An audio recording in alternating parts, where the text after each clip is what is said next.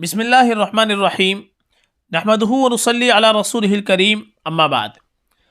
ایک سوال دارالفتاء دارالعلوم دیوبند سے کیا گیا ہے کہ کیا نبی کا اصل کام دعوت تھا؟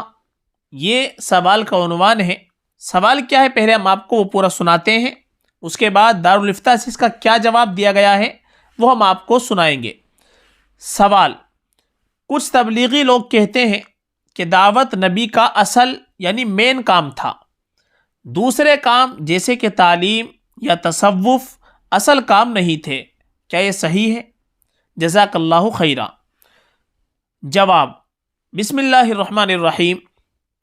اگر کوئی ایسا کہتا ہے کہ یہ بات گمراہی کی ہے، کہنے والے کو اس سے توبہ کرنا چاہیے۔ سورہ جمعہ کی ابتدائی آیت هو الذی بعث فی الامیین رسولا منہم یتلو علیہم آیاتہ ویزکیہم ویعلمہم الکتاب والحکمہ، اس آیت کے تحت مفتی محمد شفیع صاحب قدس سرہ تحریر فرماتے ہیں، یہ معاملہ حیرت انگیز ہے کہ قوم ساری امی، اور جو رسول بھیجا گیا وہ بھی امی، اور جو فرائض اس رسول کے سپرد کیے گئے جن کا ذکر اگلی آیت میں آ رہا ہے، وہ سب علمی، تعلیمی، اصلاحی ایسے ہیں کہ نہ کوئی امی ان کو سکھا سکتا ہے اور نہ کوئی امی قوم ان کو سیکھنے کے قابل ہے۔ یتلو علیہم کی آیت میں رسول اللہ صلی اللہ علیہ وسلم کے 3 وصف نعمائے الہیہ کے ضمن میں بتلائے گئے ہیں۔ نمبر 1، تلاوت آیات قرآن، یعنی قرآن پڑھ کر امت کو سنانا۔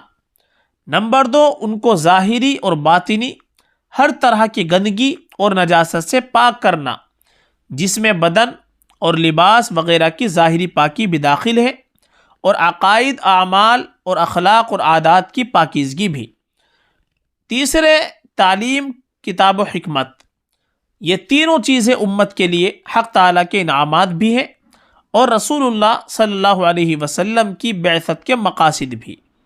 معارف القرآن، جلد نمبر 8، صفحہ نمبر 434۔ مذکورہ آیت کے معنی مطلب اچھی طرح سمجھ کر اپنا عمل اور عقیدہ درست کرنا لازم ہے۔